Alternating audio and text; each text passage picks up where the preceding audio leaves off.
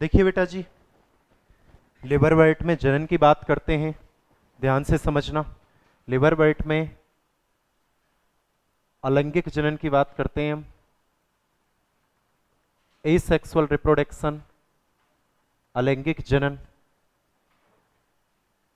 Liver Burt में बेटा जी जो अलैंगिक जनन होता है, पहला मेथड है थैलस के विखंडन द्वारा, थैलस के थैलस के खंडन द्वारा। किस द्वारा? खंडन द्वारा। देखिए बेटा जी, आपको बहुत नई चीज सिखाता हूं मैं। खंडन कहां होता है? याद रखना, खंडन वहां होता है जहां पर शरीर विभेदित नहीं होता है। चलो फिर दोबारा सुनो बेटा, खंडन कहां पर होता है? जहां पर शरीर विभेदित नहीं होता है। एक सेकंड, मेरा ये हाथ मान चलो विभेदित है, ठीक है? ये हाथ मेरा विभेदित है, ये अलग हिस्सा है, ये अलग हिस्सा है, ठीक है? और इस हाथ का तुम एक टुकड़ा करके इससे अब उम्मीद करो कि ये पूरा हाथ बन जाए। लेकिन अगर ये हाथ पूरा एक होता, अविभेदित होता, इसके एक टुकड़े से आप पूरा शरीर बना सकते थे। जीवन में हमेशा याद रखना, खंडन वहां होगा जहां शरीर विभेदित नहीं होगा। अब शरीर विभेदित कहां है? टेरिडोफाइटा में है, जिम्नोस्पर्म है, एंजियोस्पर्म में।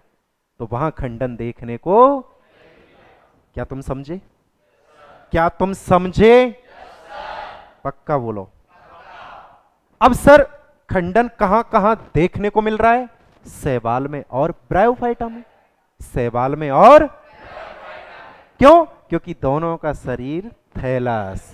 अरे दोनों का शरीर। अब थैलस की परिभाषा क्या है? ऐसा अविभेदित पादप शरीर जो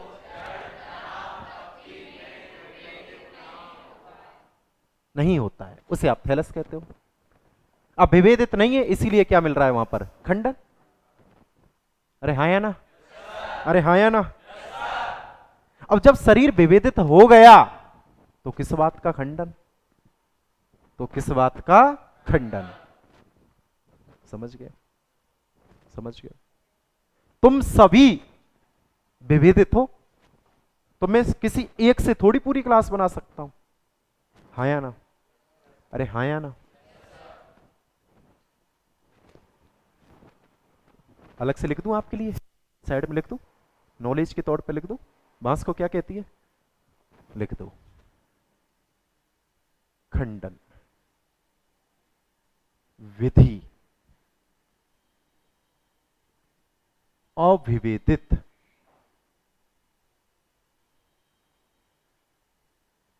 पादप शरीर में। कंसेप्ट क्लियर है ना? श्योर? खंडन विधि अविभेदित पादप शरीर में होती।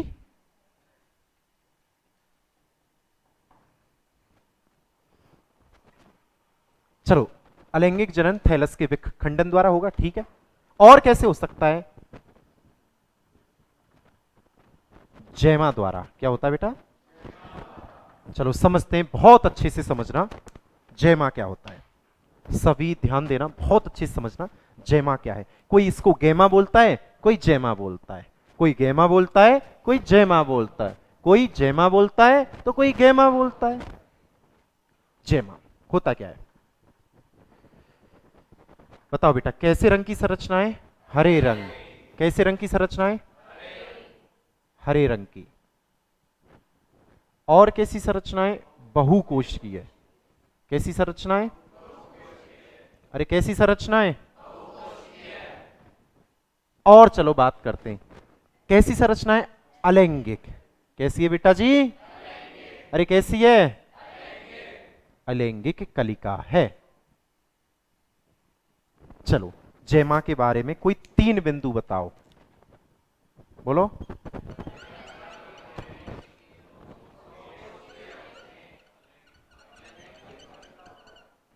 बोलो बेटा जी। एसेक्सुअल बर्ड है, मल्टी सेलुलर है, ग्रीन कलर की है।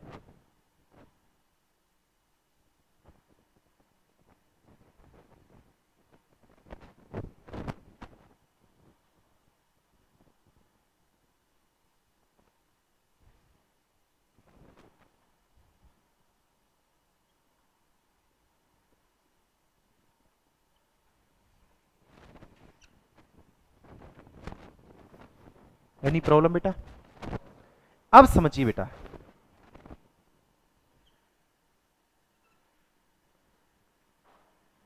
वह संरचना, क्या बेटा? वह संरचना जिसमें जिसमें जैमा लगते हैं, जिसमें जैमा लगते हैं, उसे जैमा कप कहा जाता है। क्या कहा जाता है? उस संरचना को क्या कहते हैं? जैमा कप कहते हैं। Any problem? Any problem? पक्का? चलो फिर दोबारा से देखते हैं। चलो वही रीत, वही रीत। लिवर वेट के एग्जाम्पल बोलो।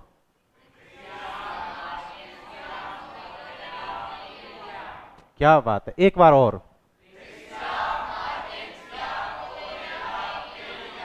पालिया या पेलिया?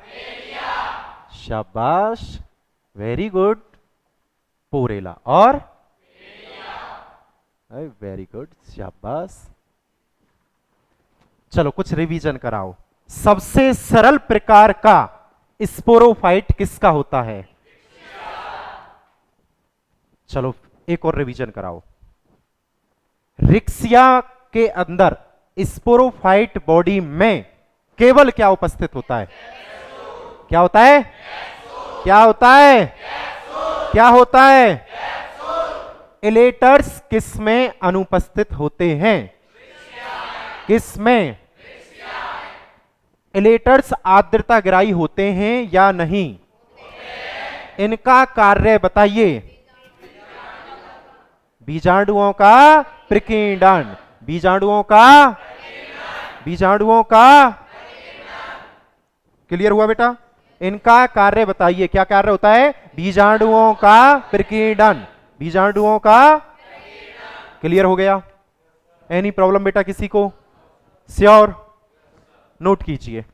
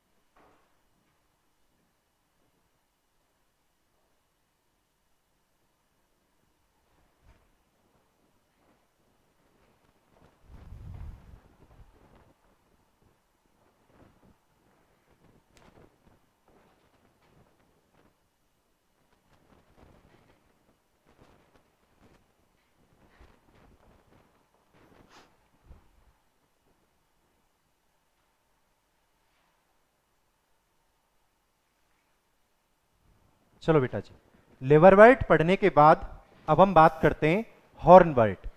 और हॉर्नवर्ट को क्या बोला जाता है? एंथोसिरोटोप्सिडा। एंथोसिरोटोप्सिडा बोलो बेटा।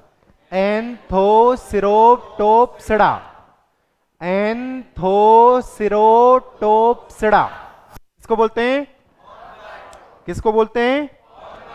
चलो पहले बिंदु की तरफ बात करते हैं बेटा।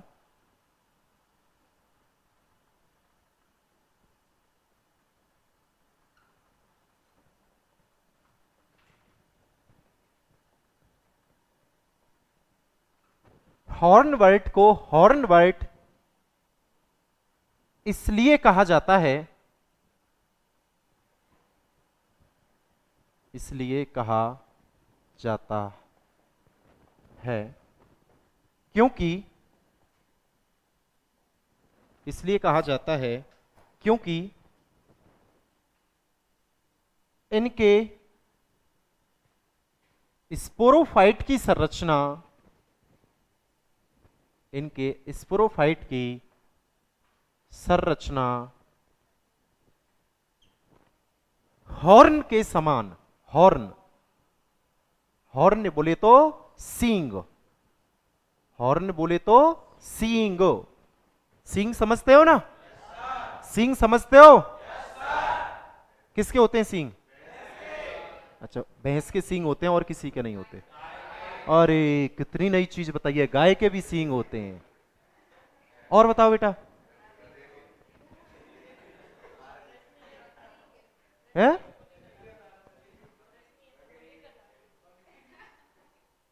गधा के, गधा के भी सींग होते हैं?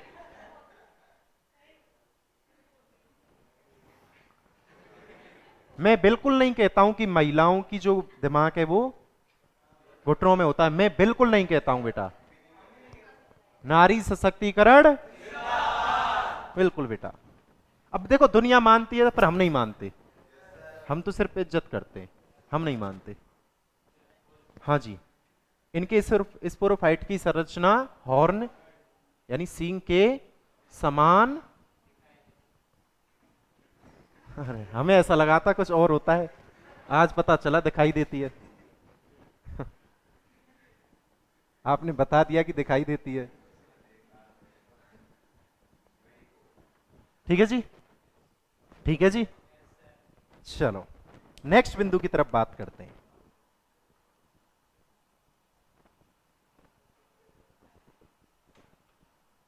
मेन प्लांट बॉडी थैलस, क्या होगी जी? अरे बोलो राजा बाबू। थैलस को हिंदी में क्या बोला जाता है? बोलो, सू का, सू का, य शुकाय, हिंदी में क्या बोला जाता है? सुकाय। चलो चलो, और ये थैलस कैसा होता है बेटा जी? Dorsey ventral. कैसा होता है? बोलो, डॉर्सी वेंट्रल। हिंदी में बोलो, पृष्ठाधारी, पृष्ठाधारी जी। क्लियर है? क्लियर है? क्लियर है? नेक्स्ट बिंदु की तरफ बात करते हैं। अभी तक कोई प्रॉब्लम? अभी तक कोई प्रॉब्लम? अगले बिंदु की तरफ बात करते हैं। करें?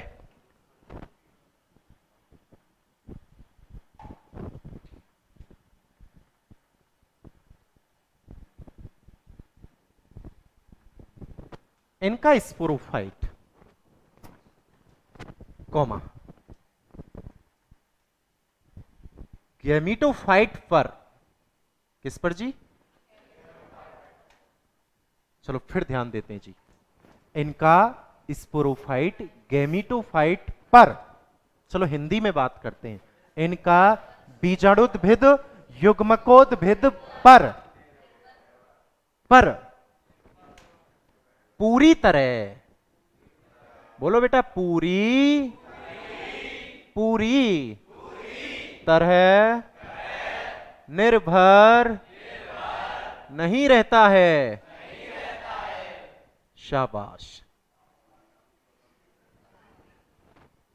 अच्छा, लिबरवर्ट का गैमीटोफाइट पर पूरी तरह निर्भर रहता था। लिबरवर्ट के अंदर स्पोरोफाइट किस किस के लिए?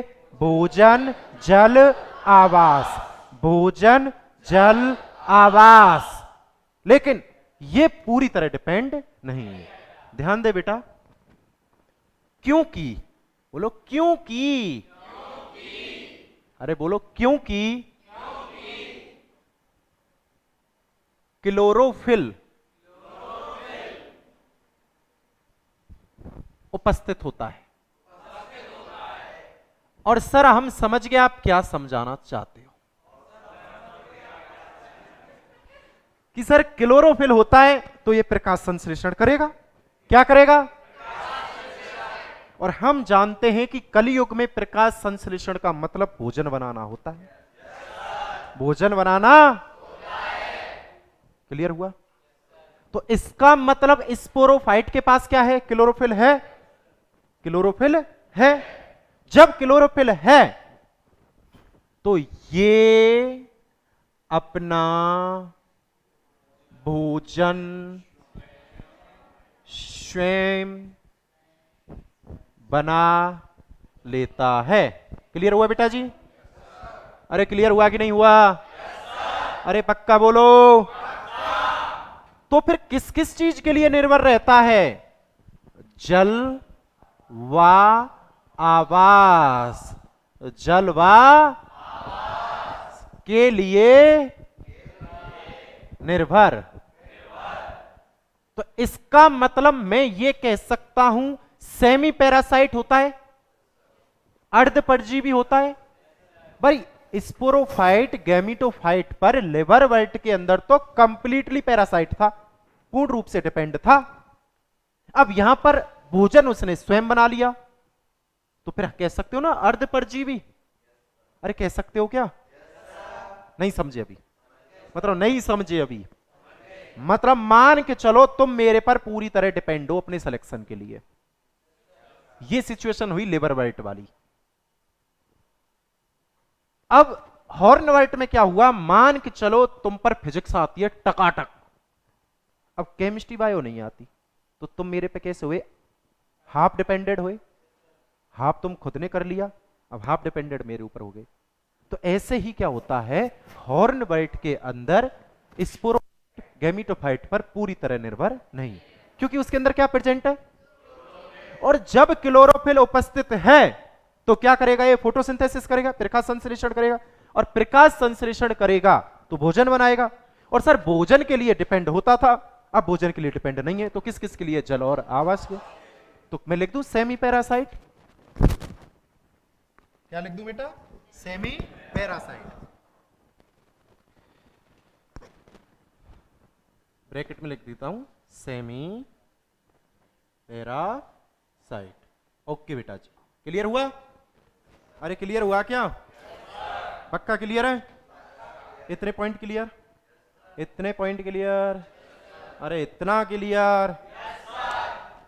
चलो चलो नेक्स्ट बिंदु की तरफ बात करते हैं।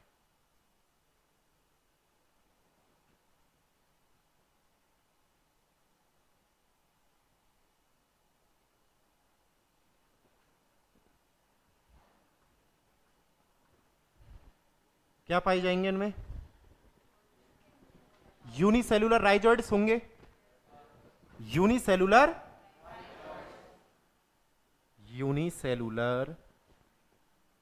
राइजोइड्स होंगे जी।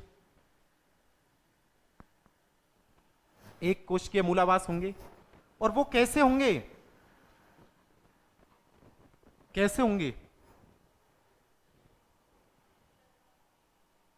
साखित। कैसे कैसे होंगे? अच्छा एक बात ध्यान से सुनना, मूलावास जो होते हैं वो साखित भी हो सकते हैं और असाखित भी हो सकते हैं। याद रखना कैसे हो सकते हैं?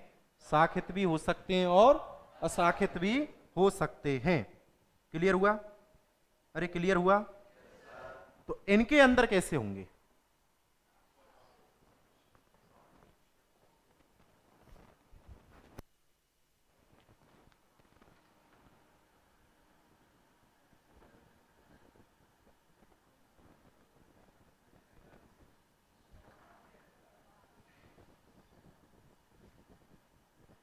कैसे होंगे बेटा? कैसे होंगे? क्लियर हो गए? क्या हॉर्नबर्ट के लिखे हुए सभी बिंदु आपके क्लियर हैं? अरे बोलो ना। चलो हॉर्नबर्ट को क्या बोलते हैं? एंथोसिरोटोप्सिडा। एंथोसिरोटोप्सिडा। बोलो इनका स्पोरोफाइट गैमीटोफाइट पर पूरी तरह निर्भर नहीं होता, क्योंकि इनमें क्लोरोफिल उपस्थित होता है, क्योंकि इनमें क्लोरोफिल उपस्थित होता है, इसलिए ये अपना भोजन स्वयं बना लेता है। तो कहा जा सकता है हॉर्नवर्ट के अंदर स्पोरोफाइट सेमी पैरासाइट होता है। हॉर्नवर्ट को हॉर्नवर्ट इसलिए कहते हैं क्योंकि इनका स्पोरोफाइट बॉडी हॉर्न यानी सींग के समान दिखाई देती है। इनका मुख्य पादप शरीर थैलस होता है, जो कि डोर्सल वेंट्रल होता है, जो कि डोर्सो वेंट्रल होता है, पृष्ठधारी होता है, पृष्ठधारी होता है। ठीक है बेटा। और ये कैसा होता है इनका थैलस, और कैसा होता है? द्विभाजित। कैसा होता है? साखित। कैसा होता है? अब देखो ऐसे क्वेश्चन आपको कहां मिलेंगे? कथन और कारण में, असेसर रीजन वाले क्वेश्चन, जो कि आपकी सबसे बड़ी समस्या है। वादा किया तो वादा करके निभाना, हमें ना भुलाना साजन, हमें ना भुलाना। तो बिल्कुल नहीं भुलाना है। कैसा होता है? द्विभाजित साखित। द्विभाजित, अरे द्विभाजित। ओके जी। ये मूलाभास कौन सी सतह पर होते हैं? कौन सी पर? अधर सतह पर। किस पर बेटा? अरे किस पर बेटा? कौन को क्या बोलते हैं? कैसे होते हैं? और कैसे होते हैं? सतह कौन सी है? आ से आगे, आ से अधर सतह, पा से पीछे, पा से, अरे पा से कौन सी सतह? चलो नोट करो।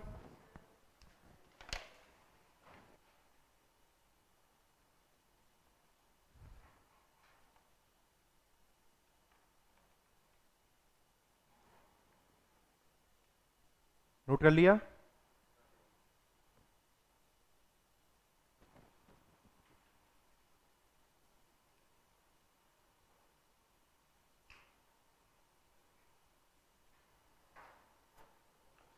चलो बेटा जी ध्यान दीजिए। हॉर्नवर्ट के वे सभी बिंदु जिनको अभी आप नहीं जानते हो उनको पेश करते हैं। हॉर्नवर्ट में बहुकोशिकीय सल्क अनुपस्थित होते हैं। क्या अनुपस्थित होते हैं बेटा जी? कौन से पादपों में? जी ठीक है, ओके। नेक्स्ट पॉइंट, हॉर्नवर्ट ध्यान से समझना।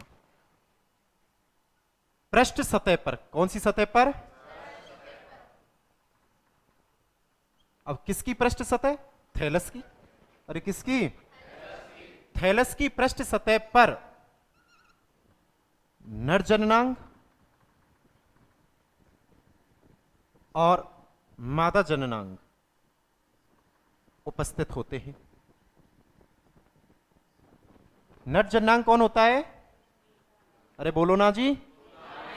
पुंधानी। और मादा जननांग बेटा जी? अरे कौन होता है? अरे कौन होता है जी?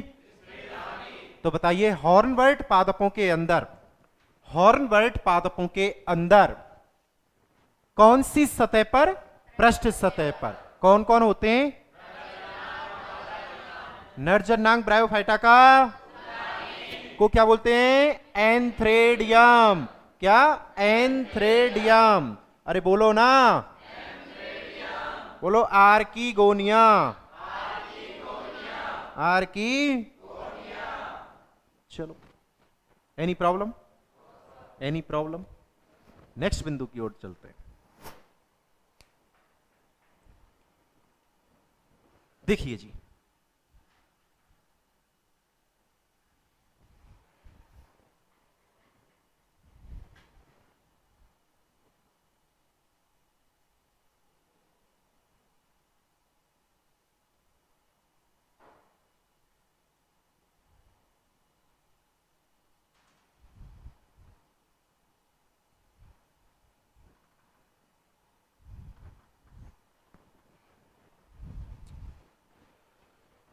जल्दी से एक बात बताओ, हॉर्नबर्ट को हॉर्नबर्ट क्यों कहते हैं? हॉर्नबर्ट को हॉर्नबर्ट क्यों कहा जाता है?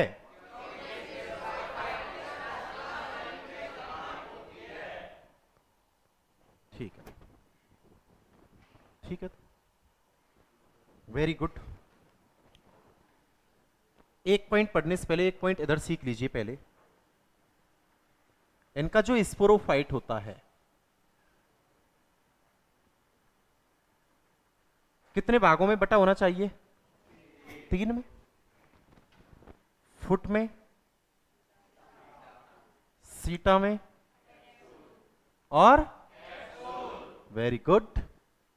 चलो कुछ गेम खेलते हैं।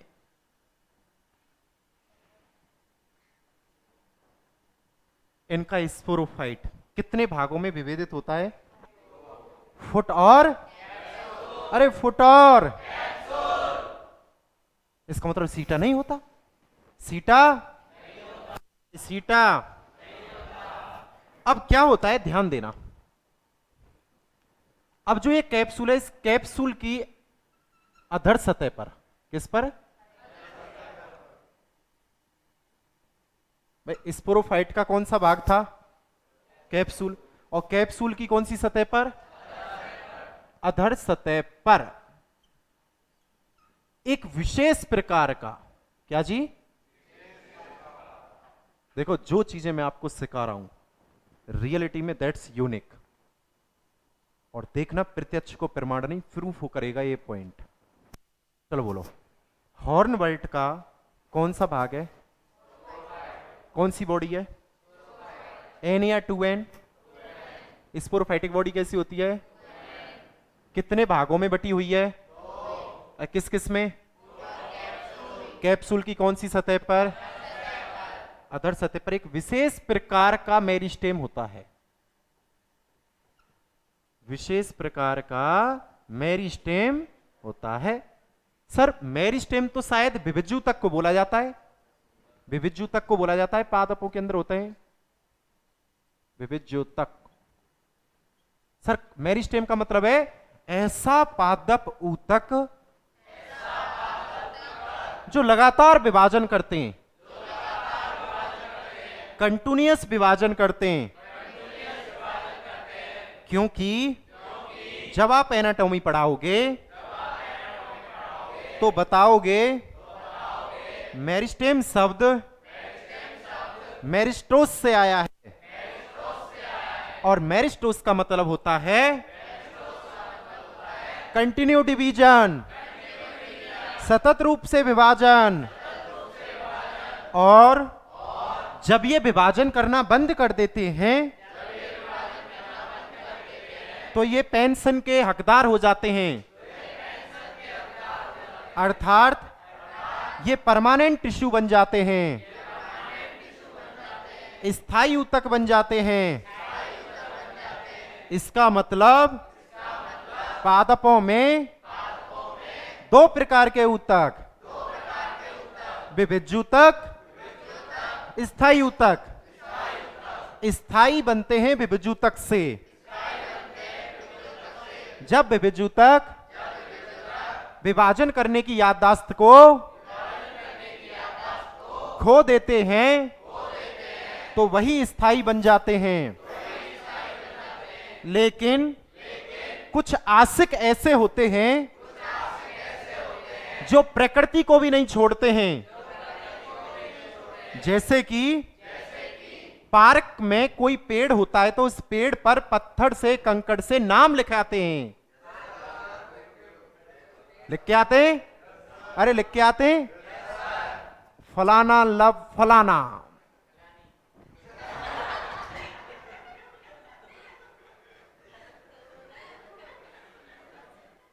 कितना ध्यान दिया है आपने,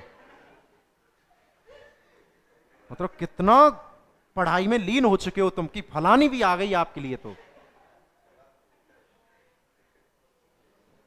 कुछ लोग क्या पेड़ों पर नाम लिख देते हैं तो पेड़ के क्या ब्लड निकलने लग जाता है ना, उसको डैमेज सा कर देते हैं, उसकी जो बार्क होती है छाल को। फिर क्या करता है पेड़ बेचारे को लग जाती है, फिर वो दोबारा क्या करता है, उसको ग्रो करता है, ग्रो करता है, ग्रो करता है, उसको ढकने की कोशिश करता है।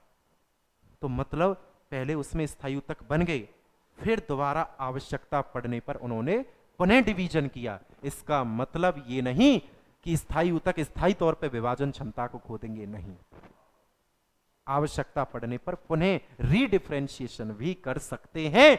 ऐसा पढ़ाऊंगा आपको एनाटॉमी में। अरे किसमें बोलो, किसमें पढ़ाऊंगा ये मेरिस्टेम? एनाटॉमी।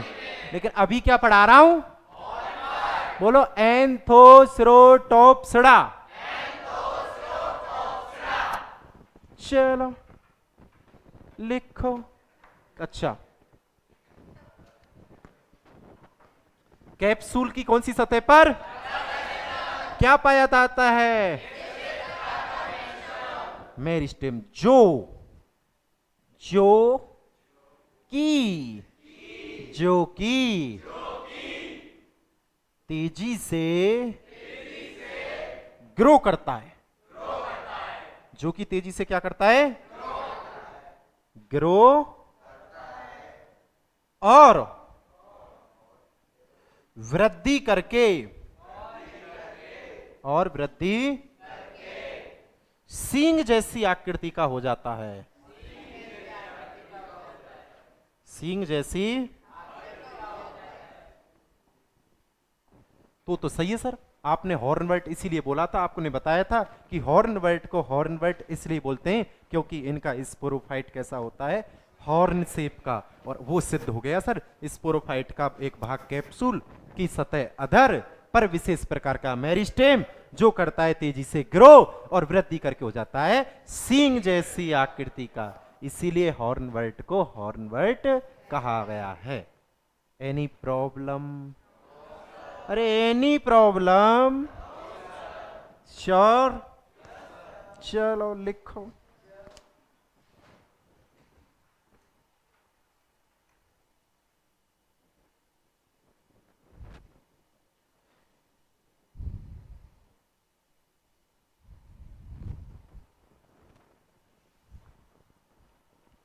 हॉर्नवर्ट में क्या पाए जाते हैं बेटा? स्यूडो इलेटर्स, झूठे इलेटर्स पाए जाते हैं, जो कि बीजाणुओं का प्रकीर्णन कराते हैं। एग्जाम्पल नोट कर ले। हाँ बोलो एग्जाम्पल।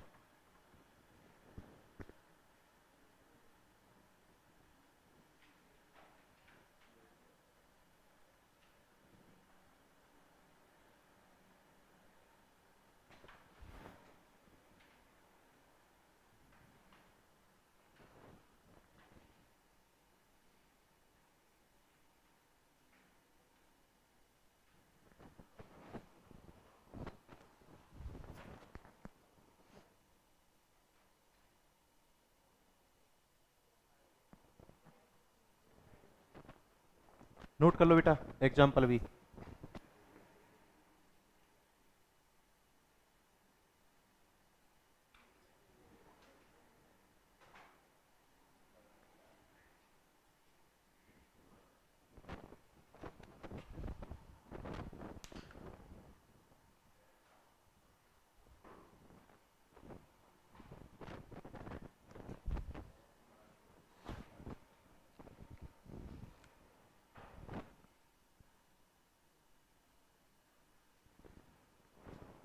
चलो बताओ, पहला बोलो। नोटोथाइलस, एंथोसरॉस, मेगासरॉस, डेंड्रोसरॉस। किसके एग्जाम्पल है बेटा ये? किसके एग्जाम्पल है? हॉर्नवर्ट के। Okay okay. तो ये आज आपने क्या पढ़ा? हॉर्नवर्ट के बारे में पढ़ा। क्या पढ़ा बेटा? हॉर्नवर्ट के बारे में। क्या पढ़ा था? हॉर्नवर्ट के बारे में। अब आप नेक्स्ट क्लास में क्या पढ़ोगे? मॉस के बारे में। किसके बारे में? मॉस के बारे में। ओके बेटा जी, चलो धन्यवाद, थैंक यू।